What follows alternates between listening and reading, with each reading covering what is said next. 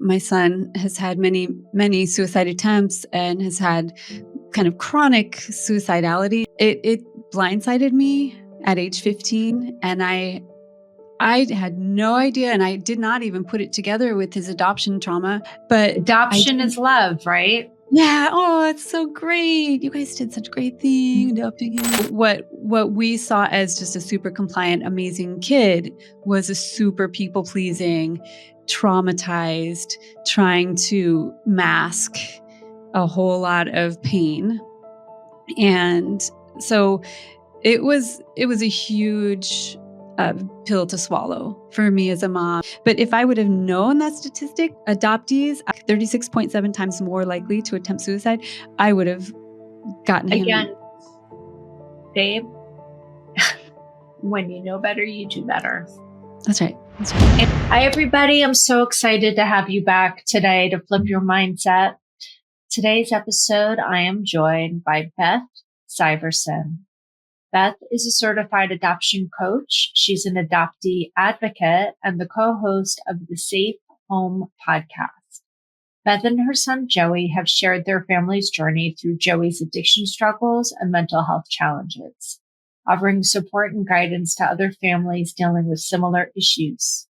In today's episode, we're going to be discussing the intersection of adoption and suicidality. It is going to be a really big topic. So there is a trigger warning here. If this is something that you don't feel like you're ready to listen to, I'm telling you, this is going to be the topic for today. So we're going to be talking about adoption and suicidality, the role of relinquishment trauma, and how Beth has transformed her own pain into practical support for others. Join us today as we dive into a really deep an important topic for all parents of adoptees to hear. You know, I think what's so important to me and what's so near and dear to my heart in this conversation is that you and I share something in common. We're both moms to adoptees. Mm-hmm. We're both moms to adoptive boys. Mm-hmm. And is Joey from Korea? He's from China? Japan. He's from Japan. Oh, this is right. I forgot. You and I have had many conversations offline. Yes, I remember that. Okay. So I think you and I, we've had many conversations off camera. And, you know, part of what's so important to me about this conversation is that I think it's fair to say you and I would never do anything differently.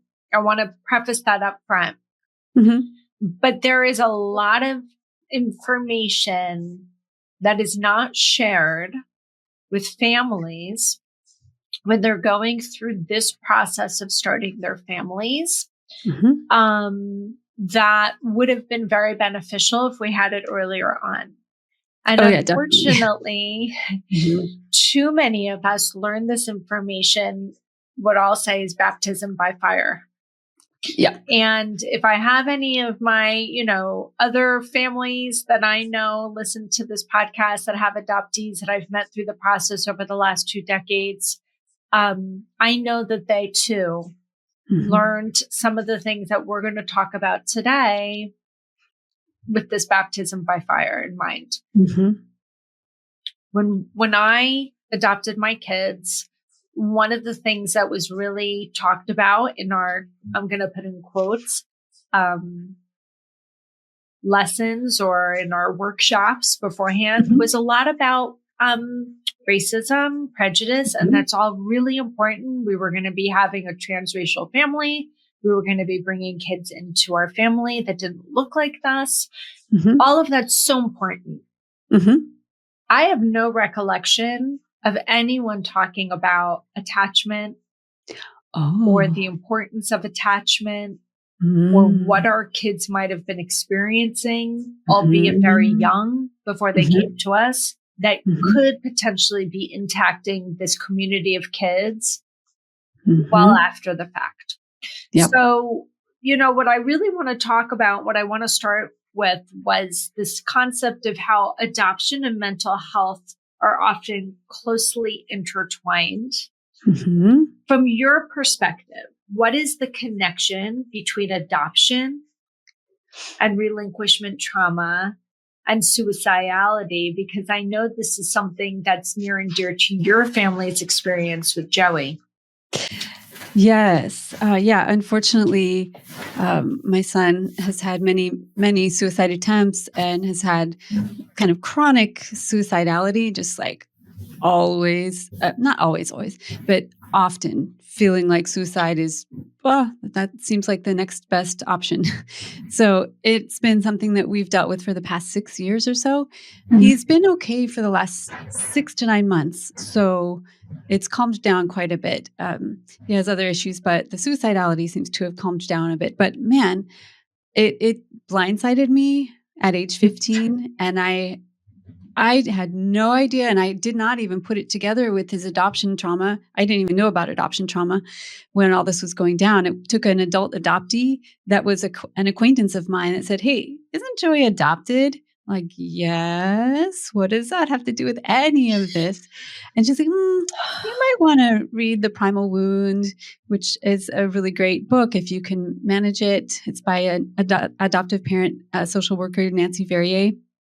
Um, so I read that and took a big giant gulp and said, "Oh, So can we oh, pause that right there? yeah. Mm-hmm. I have this book behind me. It's on Mm-hmm. this beautiful stack Mm-hmm. of color over here. What caused you to catch your breath when you read that book? What did you learn that you didn't know before he was in middle school or high school? Yeah. I thought adoption was kind of something that happened and it was part of our story. We didn't hide it. We talked about it, but it was just like, okay, well, it's just, it just happened and we're good. We're fine. But I Adoption didn't. is love, right? Yeah. Oh, it's so great. You guys did such a great thing adopting him.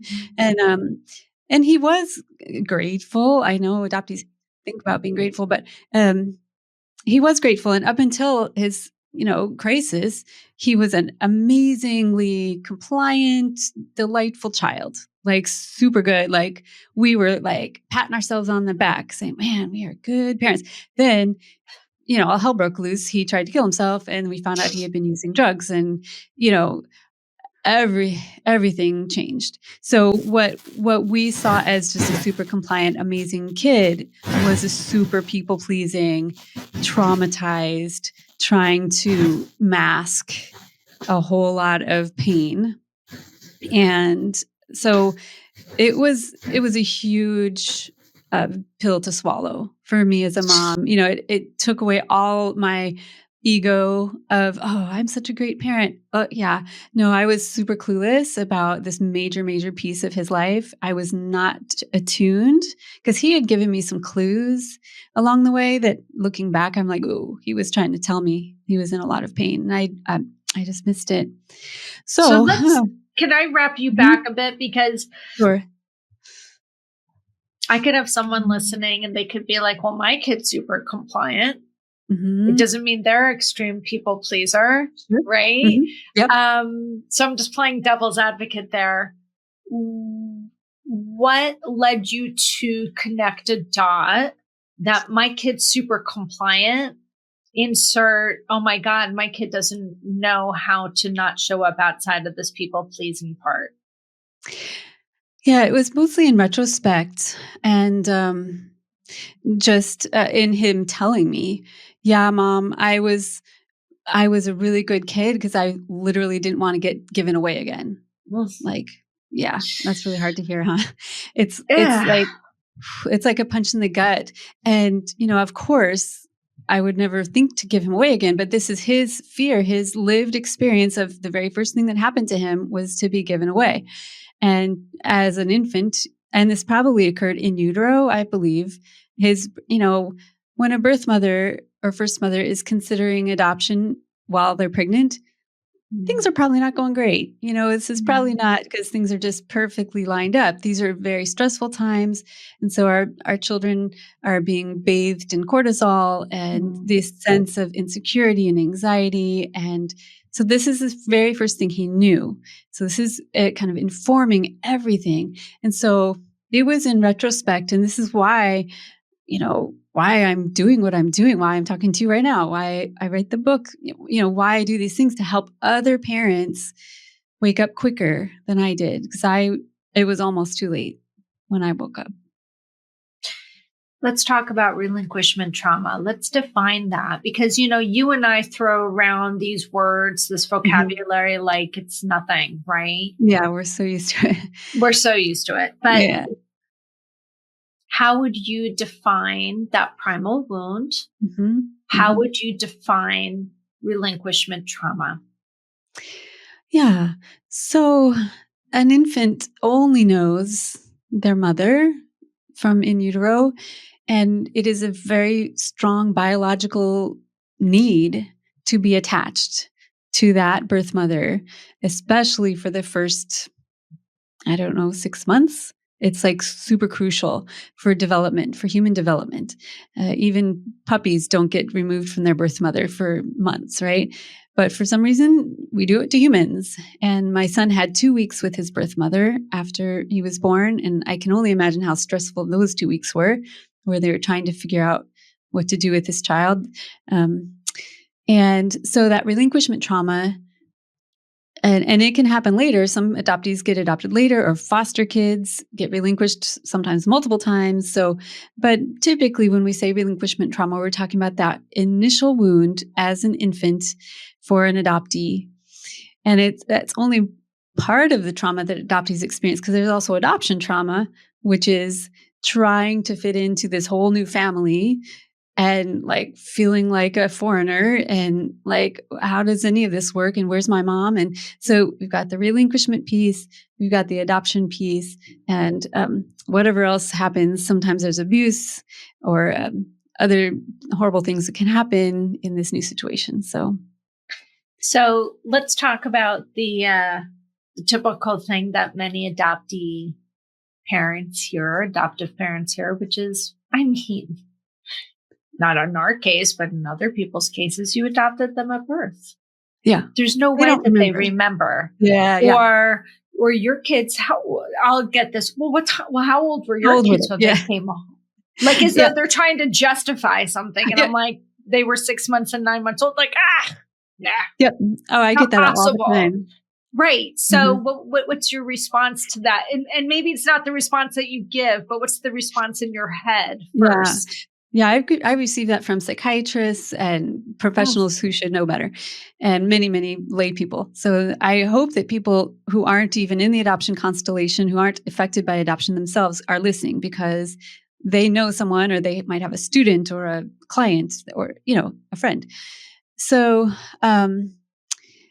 babies remember, just not in their cognition, but they remember in their body, in their soul. It's in every cell of their being, and it's impossible to like remove.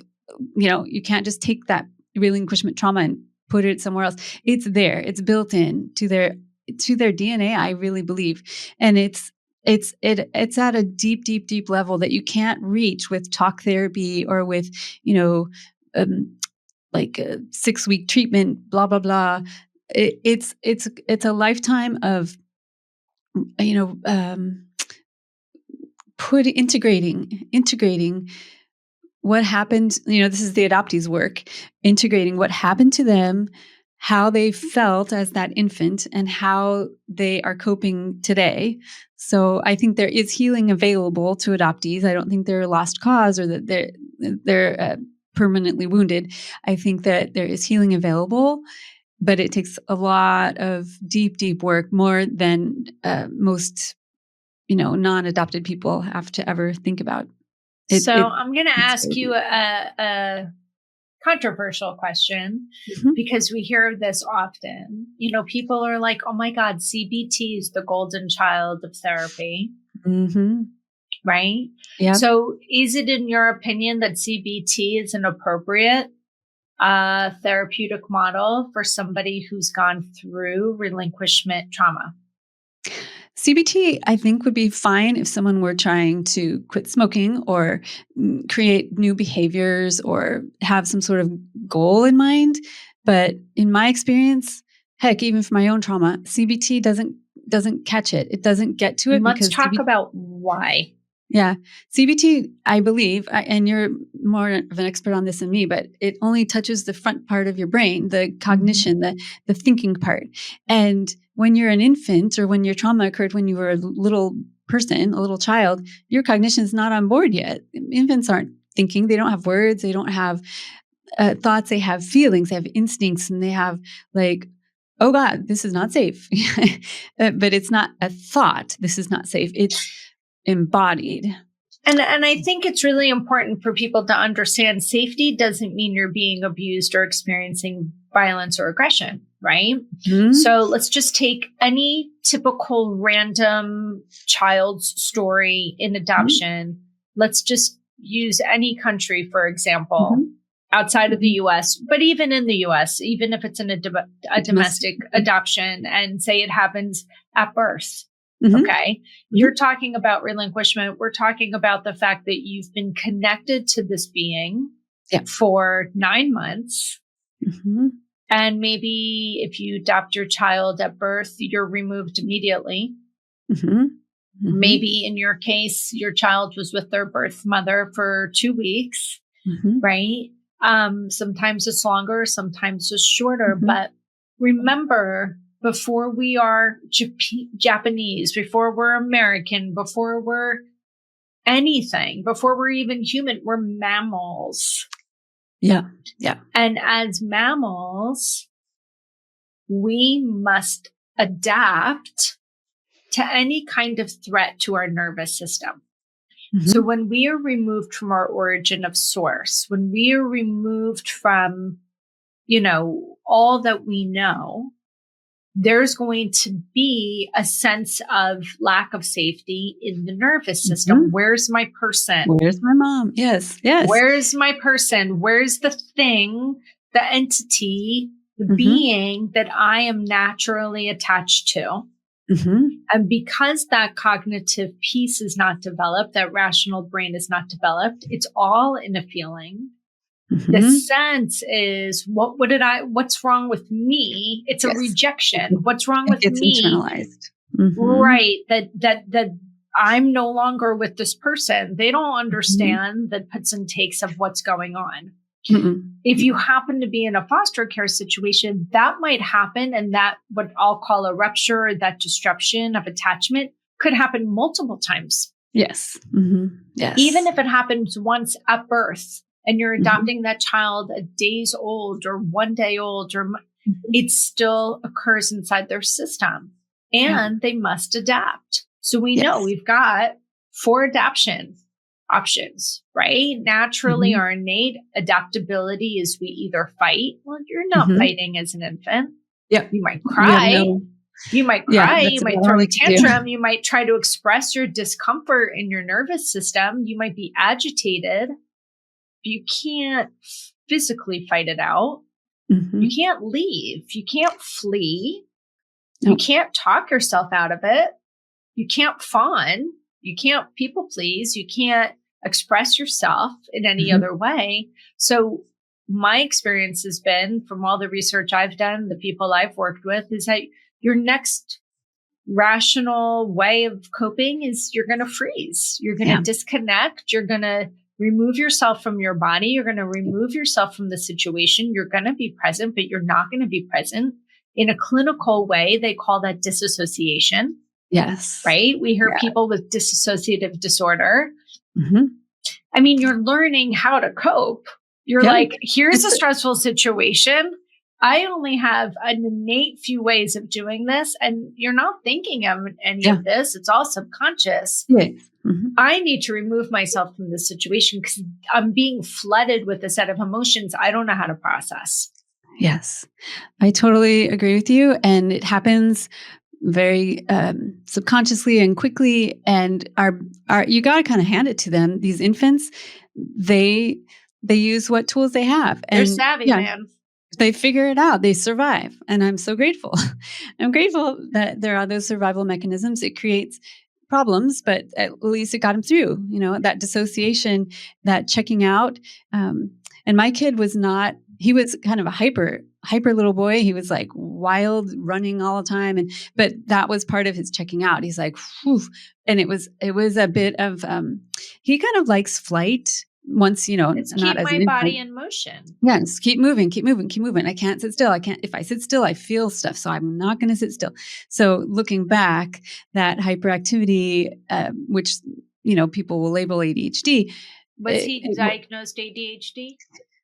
We tried to take him in, and they did not diagnose him with ADHD, but I think he did have it. They actually ended up. Well, yeah, that was kind of complicated, but he displayed. The preschool was concerned with him. I'll just say that, when your preschool teachers are like, "Oh, yeah, you might wanna get him checked out." Yeah. Was there It something in particular that they were seeing that they were like, this doesn't seem to be in a neurotypical way? Yeah, oh, yeah, like, circle time, forget it, and they were kind of a hippie co-op. They let kids, do what they needed to do, but he was, like, over the top, just could not sit, could not let his body relax. He had some anger issues in preschool, just, um, it But think was about it. hard. It's like now we're Yeah. finally getting into this expressive mode. We have this set of Yeah, feelings trapped now he is. inside our body, right? Bessel van der Kolk says it, the body keeps the score. Yes, yes, so he Um, found ways. well, it's so Yeah. interesting. I mean, again, I have this tower of books behind me, and the one that I'm thinking of right now is this book by Oprah Winfrey and Dr. Bruce Perry called What Happened to You. Mhm. And I think it Yeah, was one of the most profound books I've ever read. yeah. Such an easy book to read ish, right? Like it's Yeah. easy. It's a transcript Mhm. of a conversation, basically. Uh-huh, That's why it's easy. But uh-huh. the whole idea is we're so focused on these behaviors and we're so Mhm. focused on this behavior. And I'm going to put in quotes because I don't believe this to be true is wrong. Right, And they're correct. not conforming. And Yeah. so therefore they need to be fixed or something needs to be Mhm. changed. And they're focusing on Mhm. what's happening in front of them. Very rarely somebody going, I wonder what's causing that. Yes. I wish when he was 4 and we were struggling that somebody would have said, "Oh, he's an adoptee. Oh, But okay. this is Look kind of at that." exactly the point Mhm. why I want to have this conversation. Mhm, mhm, Because as adoptive parents and mhm, now when I have friends who have friends or nieces or nephews or children that are thinking of mhm, adopting, they say, can mhm, they talk to them? And I said, I am mhm. more than happy to talk to them. Yes, because what I want them to do is have a level of awareness. That's the Yes. key. It's a Yes. level of awareness to go into the situation aware. So Yeah. if you see something or if someone's bringing something to your attention, that can trigger, Mhm, oh, this is what Stacey was talking about, or this is what I see it now. And mhm, now we can address this wound, this hurt, not the behavior. mhm. Yeah. That's the byproduct of addressing the wound. Now Right. I can start to see they're getting flooded with this sensation in their system, Mhm. and I need to address it. Yeah. When you're sleeped to it, when you're sleepy to it, when you don't know, when you're completely unaware it should even be in your purview, Yeah. you miss it because you Yeah. don't know what you don't know. That's totally what happened to me. We were trying to get help, and people were happy to pathologize him with different things and labels and things like that. But man, if I could have had an adoption competent therapist come along and say, "Oh, yeah, he's This makes struggling. sense. Yeah, this makes sense. And I have this play therapy over here that we can do, and he can talk about any feelings he has, and we can work with you parents to be more open and talking about what feelings he might have when he had a lot of trouble transitioning. A lot of kids have trouble transitioning from Mm. play to home or whatever. But he would get violent sometimes and just like, blah, just flip out. But if I could have had that context of, yeah, leaving things is really hard. Leaving things is really hard when you've been abandoned, and relinquished. So yeah, of course, when you run into that as a 3 or 4 year old, that's going to pull up these other triggers, and being aware of that and working with that. So yeah, the awareness. And I had an adoption therapist, when I finally got on this path. I said, "Is everything related to adoption? Is all of this adoption?" She goes, "Adoption is always a thing, but it's not always the thing. It's not always the whole thing. You can't blame everything on adoption. Sometimes Yeah. people try to do that, but it's always there. It's always there because it happened so early, and it just formed. It's a It's at the crux. pervasive mist that just kind Yes. of never Mhm. really leaves the system until it's perhaps processed. Mhm. Yeah. Right. And it takes a So long, long this time. really brings me to my next question, which is getting attuned to the signs, right? So what are the Mhm. signs and the symptoms? What can a parent be looking for? Or what can they Mhm. be aware of or attuned to if they have an adopted child that could allow them to say, maybe this is what Beth and Stacey are talking about. Maybe this is Mm. what I need to be looking for. Some of the things that I saw in my child, I mentioned the hyperactivity, the people pleasing, the um, I divorced his dad when he was 4, which was really, really tough on him, and so I didn't manage that really great. Uh, School issues. There's a lot of things like reading comprehension, that kind of thing, like that are sometimes neurodiverse angles like dyslexia, that those kind of can be very trauma based as well. Things like when those things are supposed to be put in place when they're really little, they're busy with trauma, and so they don't settle in nicely. He had trouble making friends, trouble, just staying consistent. It was kind of chaotic. And my divorce and sharing him custody with his dad kind of contributed to it. So that made it worse. But it was just a lot of whew, big And I emotions, up, think down, it's up, really down. hard too, because look, you have a boy. I only have boys. Boys can be wild. Boys should be Mhm, wild, right? mhm, Like mhm. that's what boys are. Look, we're innately hardwired to be moving. It's almost Yeah. unnatural for boys and children in general to be sitting in a Mhm. classroom, sitting in a kindergarten for 8 hours. I mean, talk about torture for Yeah. a kid. They're forced into this level of compliancy that makes me want to scream. So Yeah. Yeah. there's that level. And I think that this is what happens is when you're trying to accept that, hey, I've got a boy and boys are busy and boys are Mhm, moving and boys can be aggressive and all of these things, it kind of mhm. masks out. So we Yeah. don't really know what we're looking at. Mhm, But what I would say is that if the person that's listening has an adoptive child and or they know someone who's an adoptive parent, and there seems to be like an extra level of, mhm, mhm. this is the time to say maybe. So then Mhm. my next question is, what's the next step?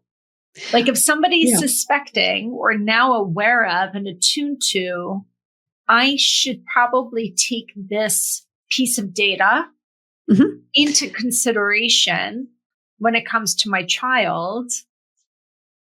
What would be the next appropriate step? Where would they go? Yes, the next step is to find an adoption attuned coach, therapist, practitioner, any of the above, and I would find it for your child and for yourself. I think Yeah. adoptive parents like to make our kids our projects, and say, "Here, fix my kid." But there's a lot we can do on our end as adoptive parents, our own attachment issues, our own infertility issues, our own inability to attach to this child that's not related to us by blood. So we can find our own adoption attuned specialist and find help for our kid at whatever age appropriate level that is. They have play therapy like literally for toddlers. Mhm. I wish I would have started that when he was that age. What's so interesting is I had an adoptive mom tell me once, and I kind of cringed. So this kind of leads me into what we're going to talk about next, but she took someone who was known to be somebody who specialized in attachment Okay. challenges. And she has 2 adoptive children. And to her point, her one child came home and came right off that plane like stiff as a fucking board. Yeah. Like, I don't Like want to give frozen. into Yeah. any of this. Like, I'm so uncomfortable, right? Yeah. That's what we're hearing. Like, I don't know. This doesn't feel safe to me. Mm-hmm. Again, not the child's problem. I mean, this Mm-hmm. kid's been probably, who knows what his nervous system's been through, right? Regardless of Yeah. how young he is. Went to an adoption or an attachment specialist, psychologist. It's made me so crazy. And her recommendation was just to hold him despite whether or not he wanted to be held. Mm-hmm. In the therapy session. I don't care how much he squirms. I don't care how much he resists. You just keep holding him. And I thought to myself, well, that's such a huge fucking mistake. Yeah. That's They not don't have listening to her. agency then. Yeah. It's how about we sit in the same room and we see if we can inch just a little bit closer. Yes. Yes. How about we have a toy in front of us and we're playing and let's see if you can just inch a little bit closer. How about we just learn some attunement? How about we just gain some safety? Yeah. How about we just gain some security of if I can be in the same space as you without taking it personally? Guys, this has nothing to do with someone being a good parent or a not good parent. I'm going to go Irrelevant. in with Yes, the yes, assumption yes. that you are a good parent. Okay. Mm-hmm. This is about, I've been through hell and back and I don't trust anybody. Yeah. It's not Yeah. you. It's Yeah, I put don't yourself in their trust shoes. people because Mhm. what if I get close to you and then you Mhm. abandon me You too? leave me too. Yes, exactly. So it absolutely, I had nightmares about this situation because I'm just like, oh my God, like that is absolutely the worst thing that you could do. The best thing you could do is build a bridge Yes. of attunement and trust and a bond where this child on his own agency or on her own agency, inch by inch gets, I don't care if it takes fucking 15 months. Oh yeah. Inch Yeah. by inch, where But they're listening, now. yeah.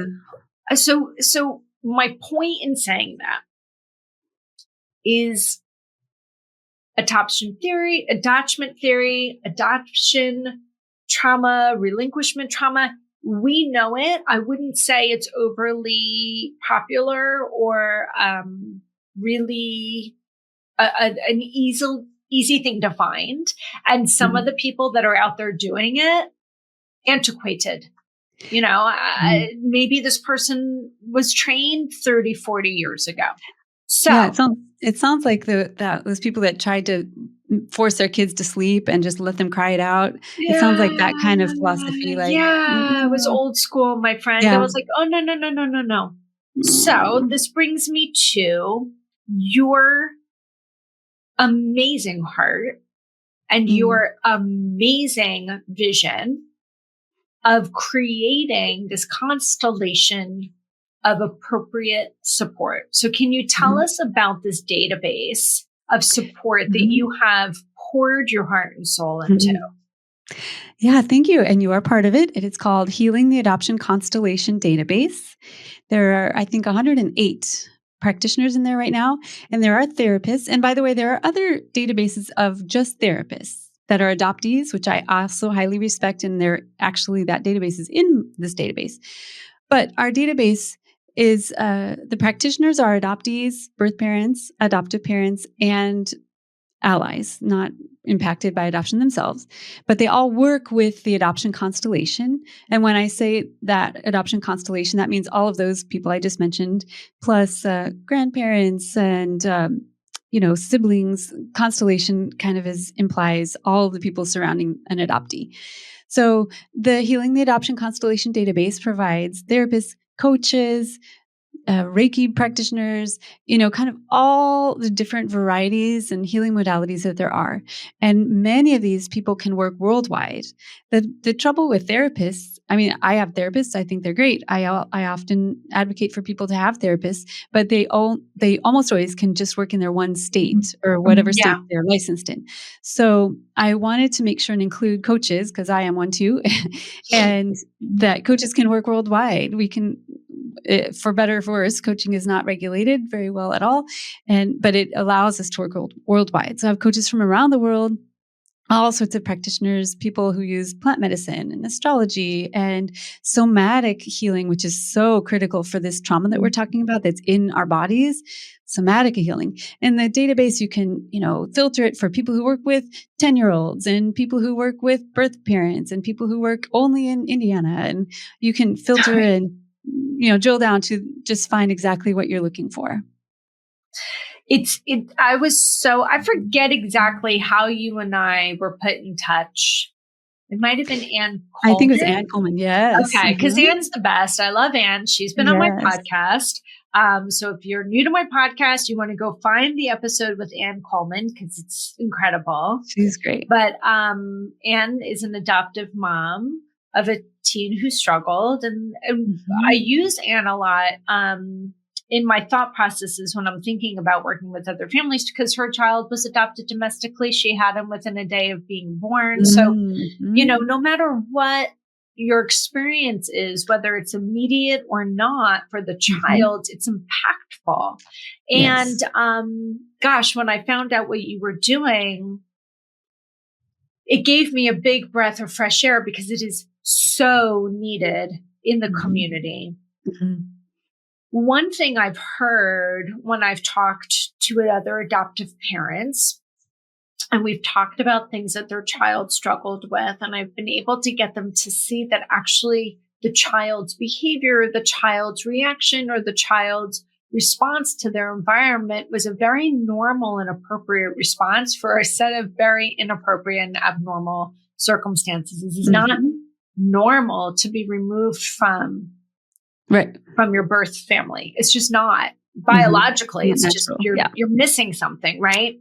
Absolutely. So when they can see that and they understand that, they go from despair and anger with their child to complete compassion and oh shit.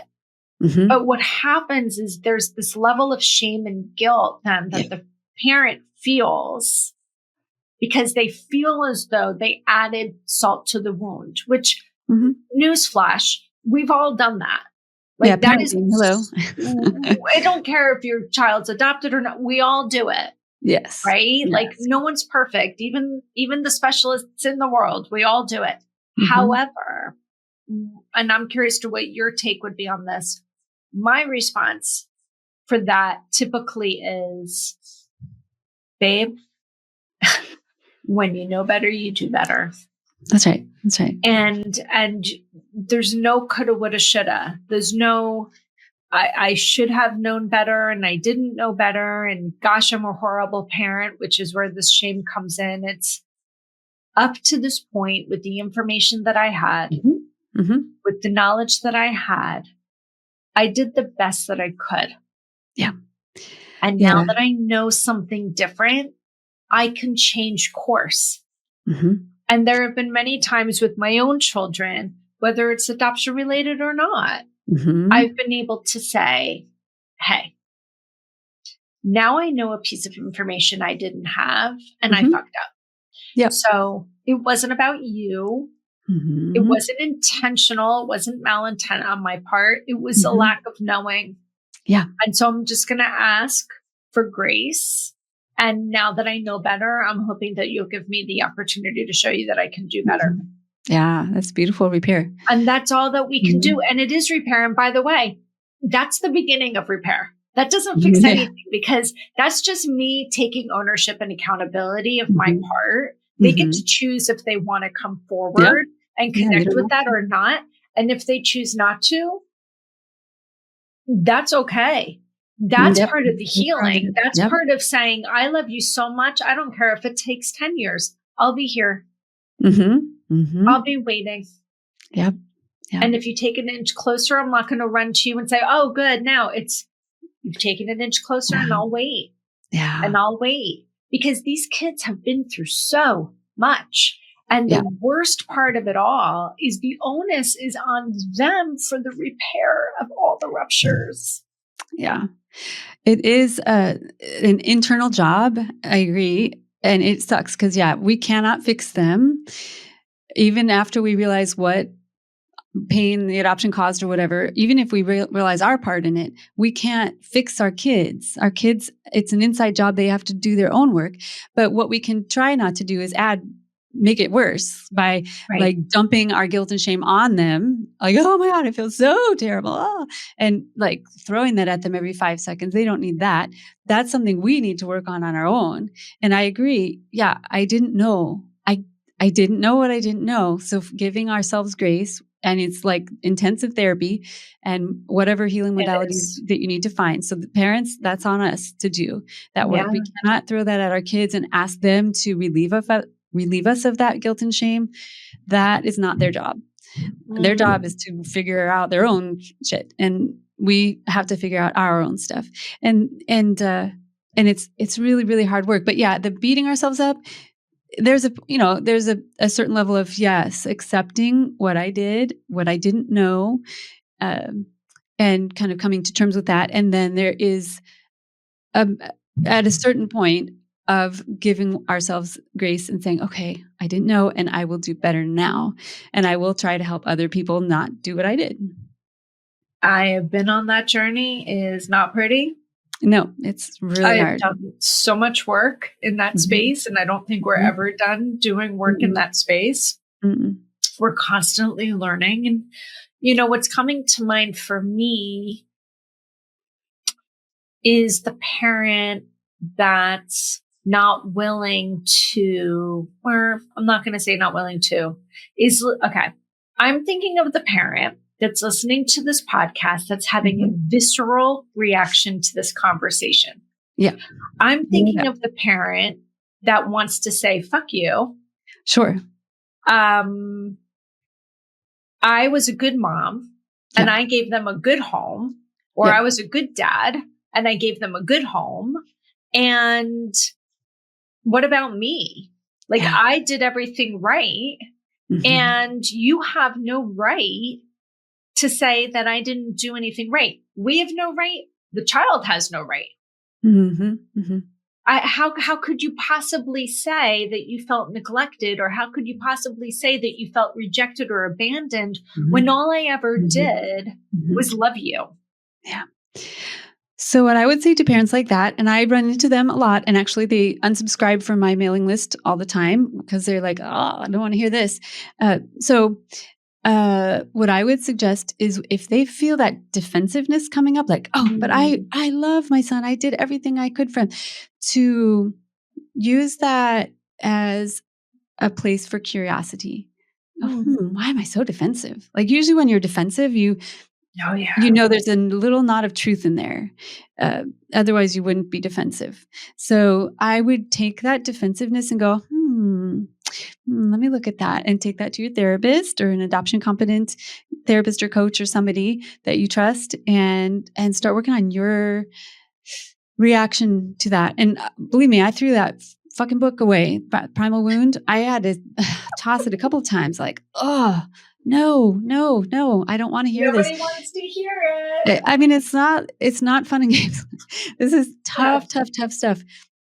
It is intense. And I am extremely empathetic and compassionate to adoptive parents that are trying to work through this. But, and if your kids are doing great, I'm so happy for you. And there are people, adoptees, who do just fine all the way through. And that's kind of the question I had in my head that I wanted to ask you, which is, do you think all adoptees have relinquishment trauma or some sort of attachment wound? I personally believe they do. I know there are some people that don't like that because it kind of it labels or pathologizes adoptees. And I'm not trying to pathologize. I'm trying to say, yes, you were born kind of like with a special need, like a brain injury. Like you were handed it's an emotional special need. Yeah. Yes. And it needs to be treated with care and awareness. And I know, like, who's that Olympic gymnast what's her Simone name? Simone Biles. Biles is adopted. She obviously is extremely successful, but one way that trauma occurs is to be extremely overachieving. My kid didn't get that part, but he got other ways of expressing his trauma. Some people express trauma in like, I have to be the best of everything all the time. And she, had that mental break a couple of years ago and got out. I was so proud of her for doing all that. But like, yeah, you can do that for a long time. And then eventually your system's like, I can't do this anymore. So it shows up in many different ways. It can show up in relationships. I have a lot of adoptee friends that have perfectly good jobs and are doing totally fine. They look like they're adulting just beautifully, but cannot maintain a relationship for the life of them. It can affect you in a million different ways. But I will also say adoptees are, I believe it's 26.7 times more likely to have attempted suicide. They are about 4 times more likely to have trouble with addiction. They are exponentially more likely to be diagnosed with ADHD. Their risks for risky sexual behavior is through the roof. There's a lot of statistics about adoptees and how just the statistics are kind of baffling. I want you to run through those statistics again. I don't want to gloss over them. And I want to preface this by saying this does not mean this is going to happen to an adoptee child, but it is so important because this is the purpose of this podcast today. It is to generate awareness because much like breast cancer or colon cancer, right? Early detection is the key to survival. Yeah. So early awareness, when you have a child that has a special emotional need, whether it's coming out right away or not. I have yet to meet an adoptive parent who hasn't had some sort of experience at some time. And it usually happens in and around 6th, 7th, 8th grade. Yep. Right. In adolescence. Where they're starting to see something and they're going, and they don't know if it's adolescence. They don't know what they're looking at. So then they kind of bypass it a little bit or shrug it off. And then it's just kind of like when the signs start to really rear their head. So I would like you to run through those statistics again. What is the statistic rate for suicidality in adoptee? I just got my paper out because I'm terrible with numbers. And according to a very recent survey, the final results are going to be published later this year. But I put these in the book. Our book is called Adoption and Suicidality. But the adoptees, out of 907 adoptees that responded, 168 of them had attempted suicide, which is 36.7 times more likely than the national average. So 22% as opposed to 0.6%. Okay. Yeah. That's heavy. It's very heavy. And if I had known that statistic a long, long, long time ago, when my kid was 7 and tried to slit his wrist with a rock at the playground, I would have woken up. As it was, I was like, what are you doing? That's weird. And I just kind of like, I don't even know what to do with that. But if I would have known that statistic, 36.7 times more likely to attempt suicide, I would have gotten him. Again, this is about awareness, right? Yeah, awareness. How do we help parents know the things we didn't know? Tell us of some of these other data points that you shared a couple of minutes ago. Yeah. So alcohol abuse, 3.5 times more likely for adoptees. It was 35% of these adoptees had struggled with alcohol abuse as opposed to 10% of the national average. Hypersexuality is 4 times more likely. I don't have the statistics for ADHD, but they're very high. And especially for international adoptees, it's even higher. So, and you and I are both intercountry adoptee parents. When you add in bringing in a child from a different country, a different race, a different culture, that adds layers. It adds layers. And I think it's important to understand why it adds a layer. Okay. So I just did a post the other day on Instagram about the intersectionality of complex PTSD and ADHD. and how ADHD is often misdiagnosed. Yeah. Mm-hmm. When somebody has complex PTSD. Mm-hmm. And the simplest way to explain why, though there are many factors as to why, the one that I tend to fall back on the most is that when you're working with a clinician, okay, so a clinician is a therapist, a psychotherapist, a psychoanalyst, a psychiatrist, somebody Mm-hmm. who has a PhD or is an MD Mm-hmm. and has a clinical practice. They have to, and when I say have to, I mean they have to use the DSM-5 to Yeah. get a code to make a diagnosis in order to submit to insurance. Mm-hmm. There's no way around that. The Yeah. only way around that is they don't take insurance. Okay. Right. Mm-hmm. But even if they don't take insurance, this is what they're trained to do. They're trained to find the diagnosis. Their job is to diagnose and treat. So find the diagnosis. The diagnosis must come out of the DSM-5 here in the States. In other countries, it's different. But here in the States, it's the DSM-5. It's the Diagnostic Statistics Manual, and it's on its 5th edition. Complex PTSD is not in the DSM-5. I know. Developmental trauma disorder is not in the DSM-5. Mm-hmm. It has been requested by people to develop it. And when they've developed it, it's been denied. There's a lot of reasons and a lot of theories as to why it's been denied. It doesn't really matter. The reality is it's not inside the book.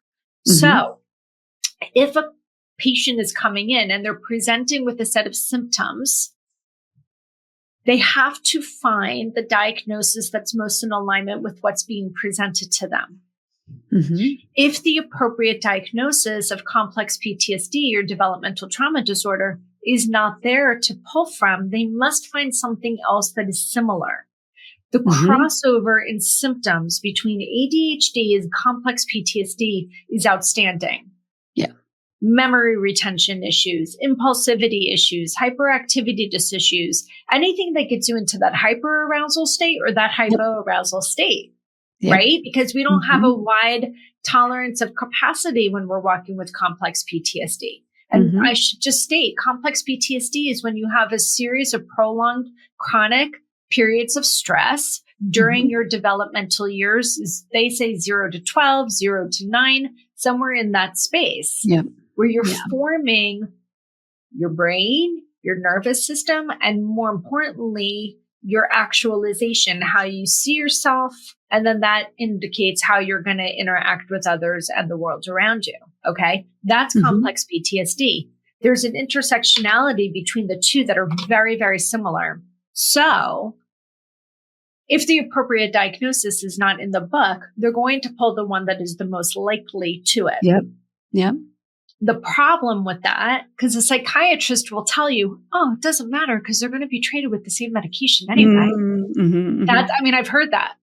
Sure. What matters, and my response to that is that I need to meet my child where my child's at. Yeah. I need to know. We need to get to the root cause. Yeah. In this situation, ADHD would be a symptom of, not the root cause. Yes. So this is why when Beth is talking about all of these numbers shift, if it's international, if it's this or it's that, because your nervous system has to adjust, adapt, different smells, different sounds, different sensations. All of the things are different when you're removed from your environment to a new environment. And again, going back to what I said earlier, we must adapt. Yeah. That's what our human instinct. So when we are adapting, it impacts the way that our brain works. It impacts the way that our nervous system perceives the world. Yep. I agree. I recently had a trip to Portugal. We were thinking about moving there, and I was so flummoxed because nothing is the same. Like, as a grown adult person, I was like, oh my God, the light switches are backwards. It's cold in here, but I don't know how to run the heater. And gosh, there's so many little tiny stairs that I'm tripping on.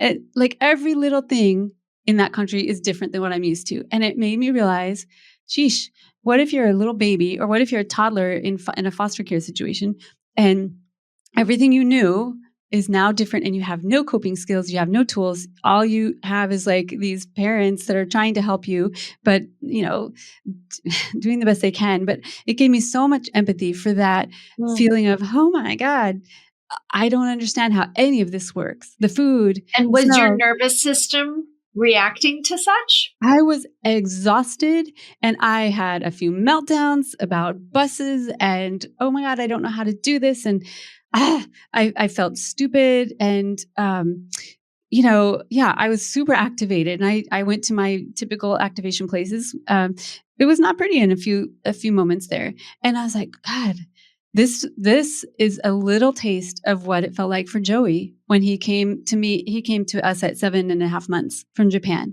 But But can you think about how imagine? much more resourced you are, right? First of Yeah, all, you exactly. have I'm an adult. some sort of knowledge, right? Yes.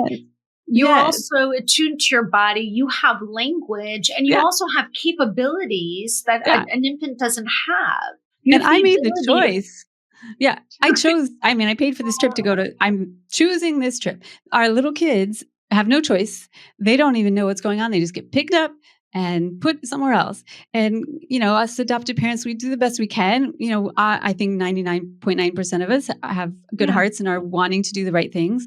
But there's nothing we can do that will counterbalance this extremely huge shift that we've just made our kids do. It's huge. Whew. That's such a great analogy. I love that. I love that. And I think it can resonate with everyone because everyone's been through some sort of experience like that. Mhm. As we wrap up, Beth, I'd love for you to have the opportunity to talk both about your website, the database one more time, and the book. Sure. Yeah, our website is unravelingadoption.com. The database is unravelingadoption.com/healing. And you can just filter and sort the database. If you're a practitioner that works with the adoption constellation and you want to be in it, there's a form at the bottom of that page. I welcome anyone that works with adoption. Works with the adoption constellation, just send the form in. And yeah, we wrote this book in August. It's called Adoption and Suicidality. Joey and I wrote the first section. Joey was very, very honest. And I even included stuff that he says that I did wrong, which I wanted to be transparent and like, don't do like I did. It's not like, look, I just did this amazing thing. It's like, yeah, don't do this stuff that I did. And so Joey and I just want our story, which is full of a lot of pain, to help other families and to not, maybe they can avoid it. I'm like, literally, we're trying to save lives with this book. And Yeah. And who else is in the book? Yeah. So you The guys middle wrote the first chapter. Yeah, we wrote the first there's 3 big sections. The first section is me and Joey and our story. Second section is 14 other adoptees mostly, and a couple of birth parents and another adoptive parent. The 3 parents lost their children to suicide. And so it's intense. And then the adoptees all have suicidal ideation or suicide attempts at some level or another. And they have poems, essays, letters. And it's not the kind of book you sit and just read through. It's like you pick it up, digest it, like read a poem. And we also have monthly discussion circles called adoption or conversations about adoption and suicidality. They've been beautiful times where people from around the adoption constellation, we have adoptive parents, birth parents, and adoptees come together. And, suicide is a really tough topic, but everybody wants less suicide. Everybody wants people to heal so they don't have suicidal ideation. So to have adoptees see these birth parents that lost their child after reunion and to see the pain in their eyes, and for these birth parents to see these adoptees talking about, a recent attempt or how every single day they feel like suicide is an option. It's powerful, and people leave those meetings feeling heard and understood for the first time. So important. Yeah. And a lot of times, if you talk about suicidality, people are going to call 911 on you, or they're going to send you to some sort of uh, psych hospital. But in this space, we can hold space for people to just talk about their experience.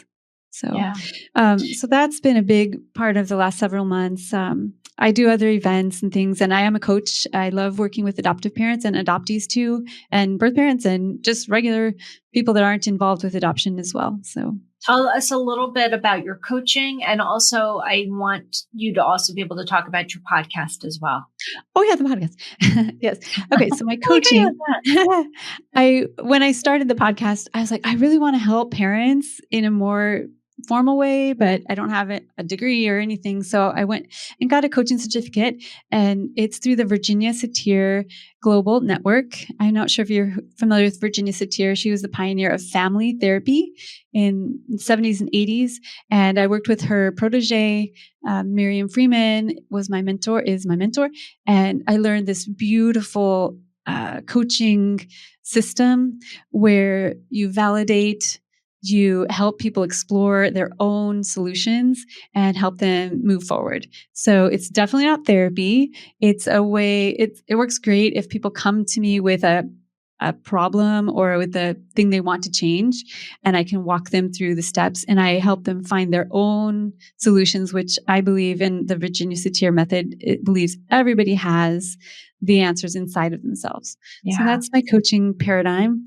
And the podcast is called Unraveling Adoption. It's available wherever podcasts are found. And I mostly interview adoptees, but I interviewed you. So I interview a few adoptive parents and a few birth parents and a few professionals. I just interviewed Gretchen Sisson, who is a researcher. And so I try to really highlight male adoptees because I don't know if you've noticed in the adoption space, there's a whole lot of white women, so many white women.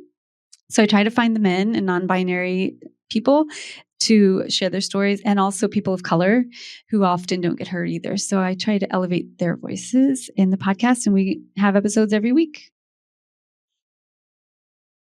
Beth, you're doing amazing work. Oh, thank you.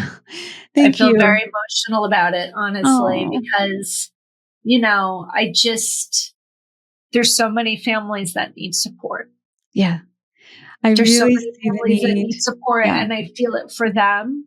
I feel strongly that someone's going to listen to this and it's going to be a big oh shit moment. And that's part of the goal is not to create, terror in someone, but to just really crack wide open for somebody that says, oh my God. Yeah. Okay. Now I'm starting to see the dots connecting, and that's the goal here, because it is a complicated constellation. It's very complicated. It's not butterflies and rainbows, and it's also not horrible and like this chaos. That's right. It's not like, it's neither extreme. It's just complex all around for all of us. So and if this conversation has really triggered you and is making you feel really like, oh no, find help, find resources, use all the tools you have. Start by reaching out to one of us. I'd be happy to hold help. space because we understand the space. It's difficult. That's what we're here for. But any work that we can do on ourselves will help our kids. If you want to help your kids, work on yourself. Yeah. Well, thank you so much. It's been a true honor having you.